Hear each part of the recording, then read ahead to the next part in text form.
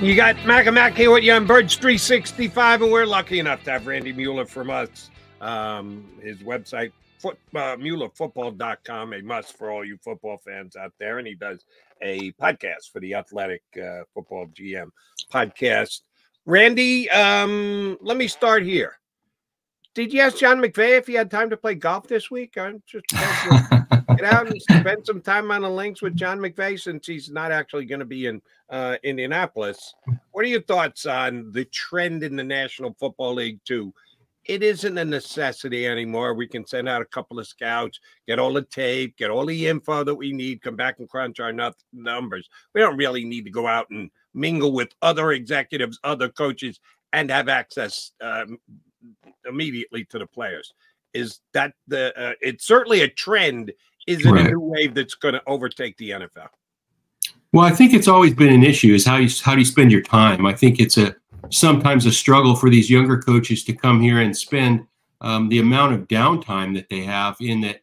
You mentioned it. It's going from event to event. It's struggling sometimes to figure out time to get with your own people. Plus there's things going on football-wise with regard to new installations, reviewing the prior year. There are a lot of things. Now, I think some of these coaches really enjoy the face-to-face time they get with the prospects, but not to make an excuse for Sean and some of these other guys, they're going to get some of that. They will get plenty of interview time. They're going to bring the top prospects in. They get to visit guys straight in their own office. So they're not going to give up a bunch of advantages that others are going to get for being here. And frankly, the workouts are probably the least important thing of the whole week. So I think they're going to gain the medical information by not being here. The Zoom interviews they're going to have recordings of all that stuff. So they're not really giving up a lot, except that they have to leave their own office. Yeah. Now the medical testing, I think we all know that's by far the most important part of the combine, Randy, but you mentioned the on-field stuff, and is that more validation at this stage, or maybe you see an outlier, maybe somebody really shows up and you go back to look at the film?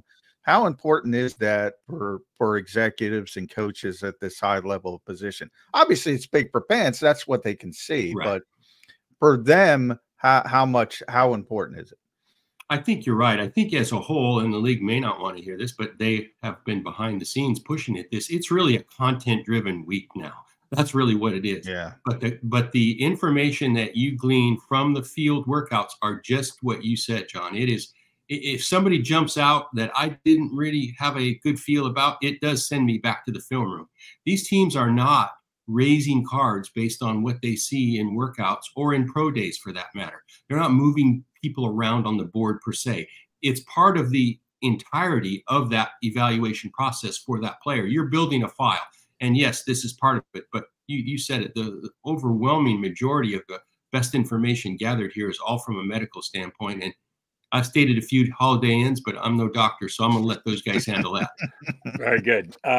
We had our buddy Rick Saratella from the NFL Draft Bible on hour number 1, and he told the tale of being at one of the All-Star games this year, and there was a player there who got invited to an All-Star game, but didn't get the combine invite, made like $150,000 in NIL money this year, and was talking like he's the best cornerback eligible for the draft this year. Except he couldn't even get a combine invite. Some of these guys are benefiting, and more power to them. I'm not looking to shortchange anybody. If you get yourself a good NIL deal, go for it, big guy. But it inflates their own self-worth in their own mind. I'm sorry, you can't get that sitting at home in your office if you're a general manager or coach. You get out, you get to see a man, even if it's just for a couple of minutes, you get to spend a couple minutes with him. You can formulate an opinion on what type of personality a guy has. Aren't they missing out on that if they're not in Indianapolis? Well, there's things they're missing for sure, but I think they think the process itself will help them gather those missing ingredients. And I'll be honest, I don't disagree. I understand that everybody should be here. There are certain coaches. Hey, Andy Reid's here, right? I mean, Pete Carroll was here every year. I think their purpose for being here is as much about team building within their own building as it is to build players and acquire talent. This is a great time for coaches to get a chance to catch up with scouts, with personnel guys, with other things. Most of these teams have their draft boards initially set already. So they've already had their draft meetings. They've done that in February. They've had obviously free agent meetings, because as a GM or a decision maker, I want all that information sooner than later. And the combine will sure fill in some blanks on, but I think it's more like John said, gaining some advantages to players who you weren't as familiar with or had less consensus on, that what you see here sends you back to the film room. I'll just give you an example to help make your point for you. Pete Carroll really felt like by being here and having 60 interviews face-to-face where the player is 5 feet away from you, that player would then get a great vibe for that team, for that team building, for the really the way that, let's just use the Seahawks, for example, treat their players. That's important to him. That's more of, I think, a recruiting background from a college-first coach who really wants to make an impression on these players. I don't think these new age coaches really care that much about recruiting, because it's really not a recruiting league per se. That is college. So maybe there's something there, depending on your background as a coach. Maybe that determines if you think this is valuable as a recruiting type tool. Yeah, and we got Nick Sirianni here in Philadelphia, and he famously got chided for playing rock, paper, scissors, trying to gauge people's competitiveness in Nerf basketball. But yeah, everybody's got a different style, so I think it can work a lot of different ways. Jody's point about NIL starts #1 overall, Randy, and you wrote about this at The Athletic, did a great job, athletic.com, on what Ryan Poles can do. I think everybody's centered on, well, he's probably going to trade Justin Fields, take Caleb Williams at #1, but he can do a lot of different things, especially if they like one of the other quarterbacks. With Caleb Williams, we all know the talent. He made more than a lot of NFL quarterbacks, and yes, that's never happened before. This is a first. If you were in that situation, if you were Ryan Poles, how do you handle a prospect who made upwards over $10 million last year? How does that affect your decision making, or does it? Or do you just have to rely on just trying to get to know the kid as much as possible?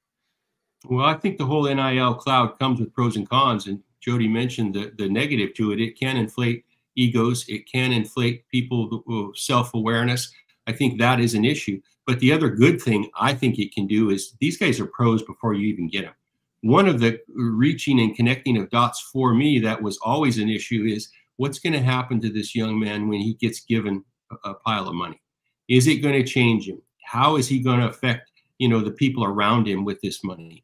I think now the NIL age kind of gives you those answers a year or two ahead of time before you get them at the pro level. So I think it comes with pros and cons. I think how these guys are managing or being managed by teams of marketing people now and others at the college level.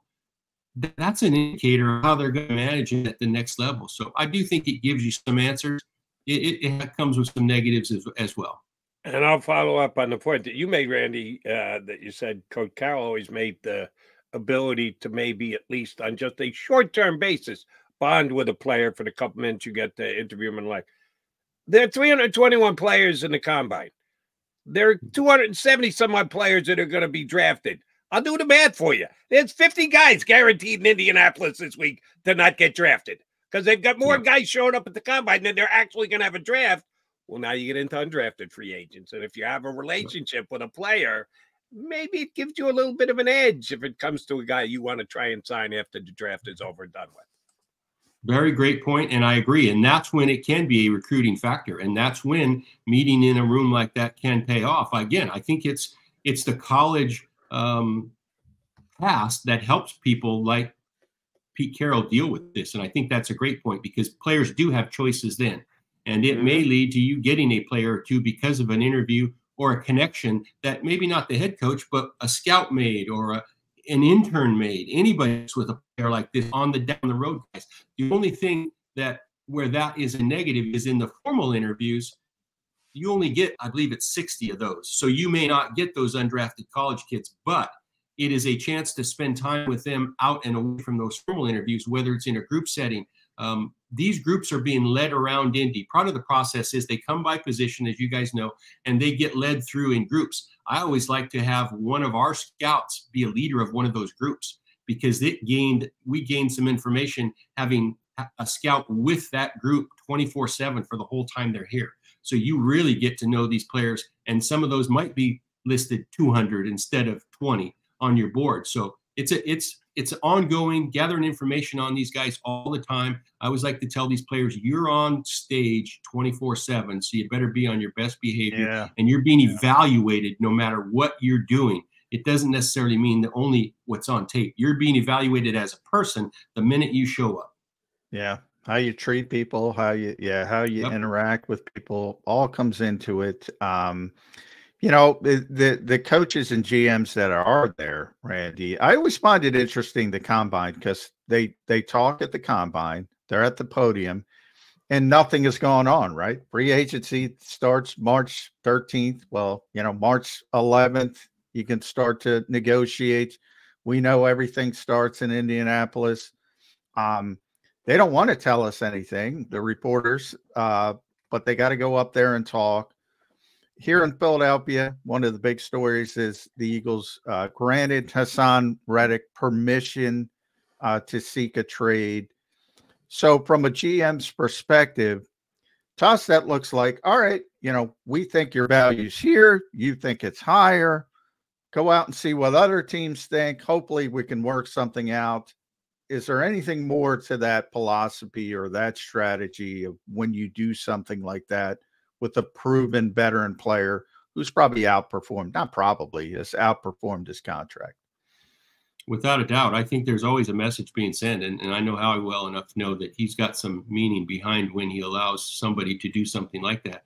I think two things in this case. One, you might want the other teams, and I'm not saying this in Reddick's case, and I agree with you, his assessment really high, he's a good player, but sometimes you would let a player shop his own wares to maybe bring back the message of, I really wasn't aware that some people didn't think I was the greatest thing in the world.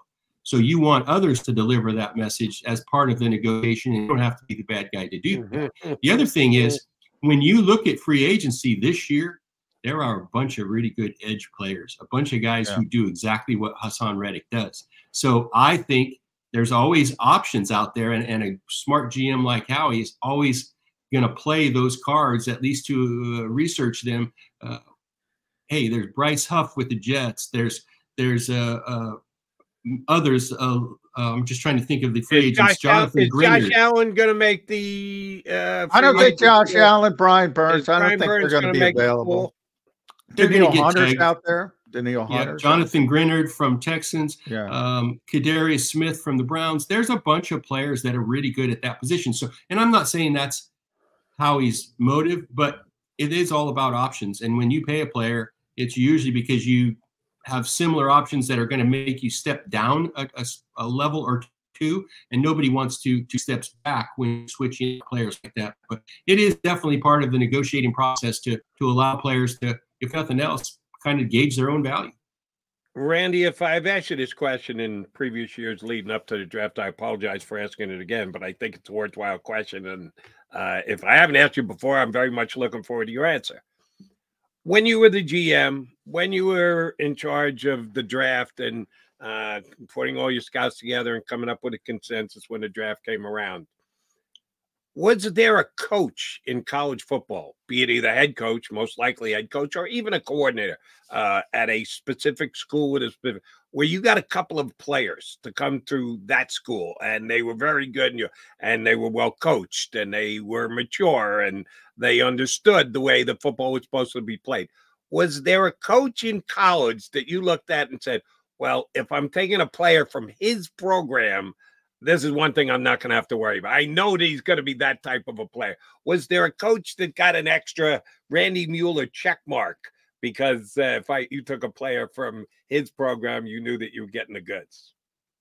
Well, there's no doubt there's programs that prepare players for the NFL better than others. And sometimes it's as simple as systems. And you mentioned coaches, but it's really what these coaches ask these players to do. But yes, I think, and everybody always now in hindsight says, I want a player that Nick Saban coached, and because we know he got thick skin, we know he's been fundamentally sound.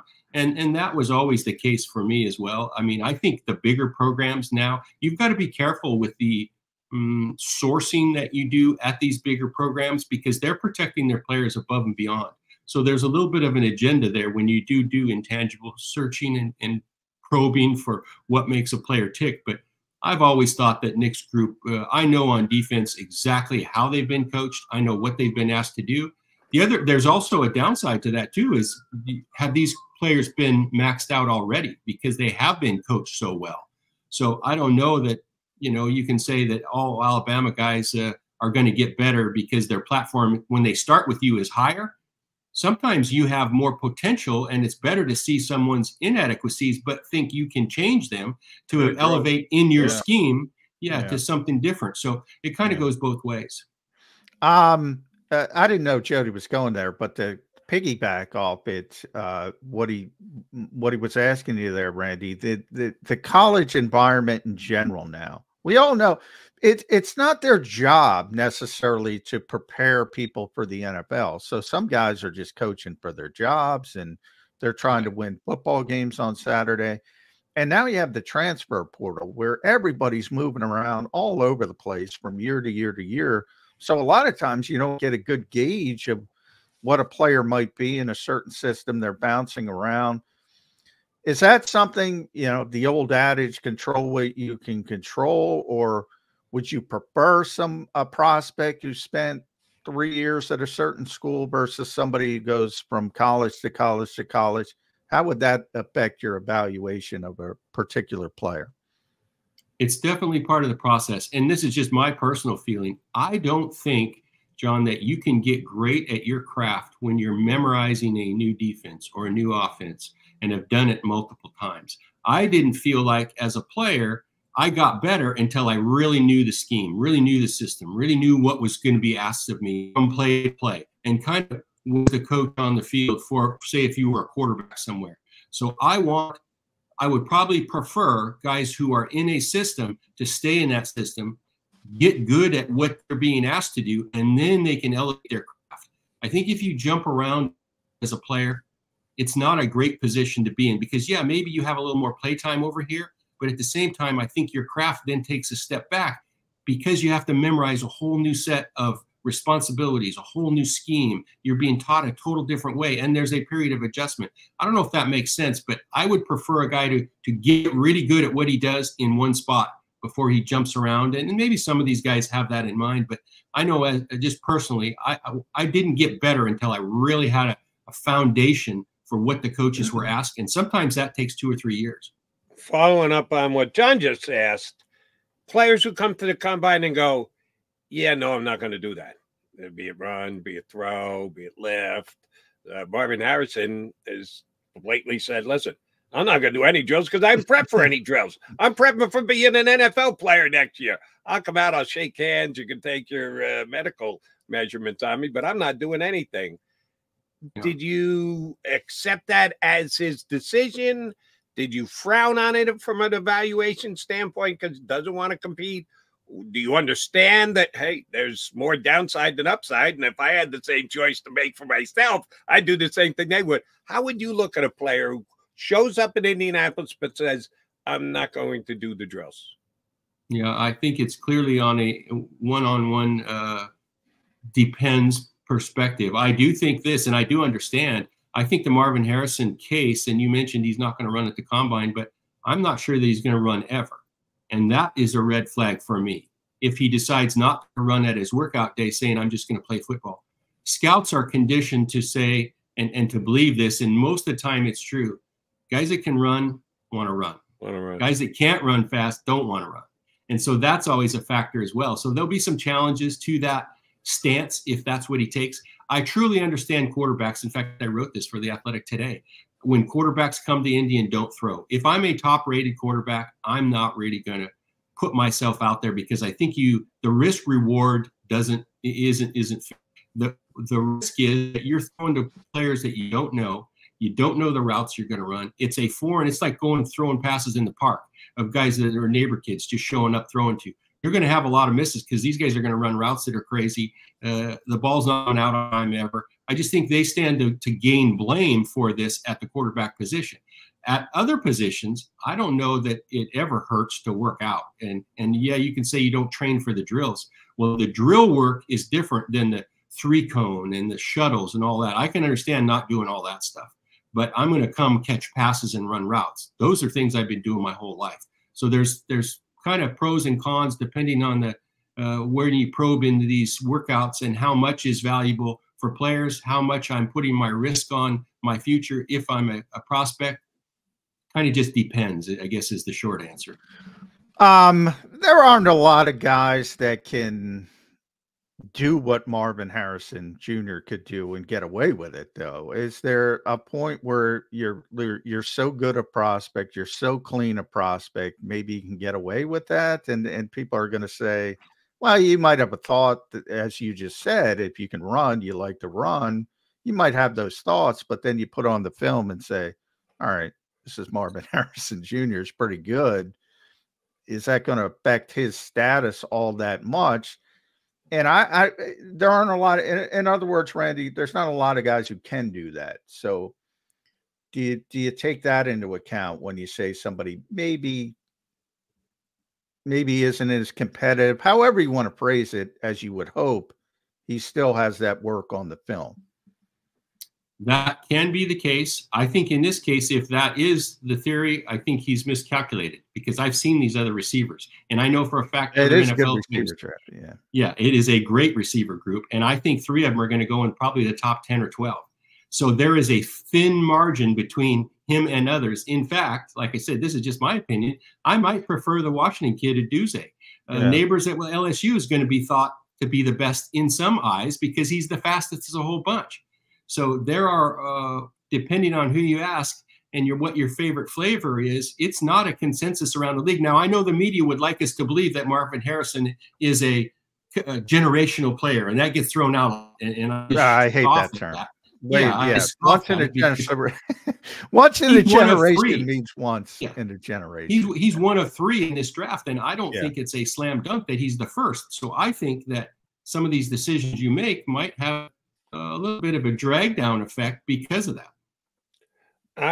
Randy, I know we specifically got you on to talk about the draft being out in Indianapolis, but having been in the league as long as you have been, I certainly want your opinion on this. Bill Belichick got fired this year. Maybe the greatest coach of all time in the history of National Football League got fired. And I'm not saying he shouldn't have been fired. I kind of agree with the Patriots' decision to move on. He didn't get another gig. And it wasn't like timing was bad, that he didn't have the time to get out there. He got fired early as soon as the Patriots season was over and done with pretty quickly. So he had a chance to talk to all the teams that had coaching openings. What does it say that Bill Belichick didn't get a job? And was it a mistake by the NFL that no team hired him this offseason? Well, every team knows themselves the best. Obviously, we know about the dance he did with the Falcons. I think in a lot of cases, it's not the most qualified guy who gets the job. It's the one that might make everybody who's in the building the most comfortable. And as we know, Bill's style is different than some. He may press some people once he's inside the building, and sometimes your reputation precedes you. So I think in the case of the Falcons, they had a box that they kind of wanted to check. Maybe Bill just didn't fit that box. They have others in the building who, I don't want to say they guard their desk, but let's face it, sometimes the personality is too much. Sometimes the voice is too loud. And that makes people uncomfortable. Sometimes they hold others accountable that are okay being mediocre. So there's a lot of factors in there. I do think it's sad that he's not coaching. I would love to see Bill continue because I think he's a great coach. The GM part of it is a whole nother story and topic. I think that is one that he would work fine with whoever if he has respect for that person, and they can have a consensus dialogue. And I think that's what's important. And there, like I say, there are just some that don't want a loud voice or to be pushed. And that's concerning for me because I see that in a lot of different levels in the NFL. At Randy Mueller _ make sure you get the underscore at the end. You can follow Randy on X, formerly known as Twitter, does the Football GM pod with Mike Sando, does a tremendous job at The Athletic. You got your top free agents there. Everybody should check that out. Just wrote about Justin Fields, the Chicago Bears, and their decision entering the draft. A lot of good stuff. So check it out from Randy. I always love talking to you. Thanks for giving us the time, Randy. I have to pick your brain on what happened here in Philadelphia with the coaching staff from the perspective. And look, the NFLPA team report cards came out. Nick Sirianni, very highly regarded by the players. Jeffrey Lurie, very highly regarded as an owner.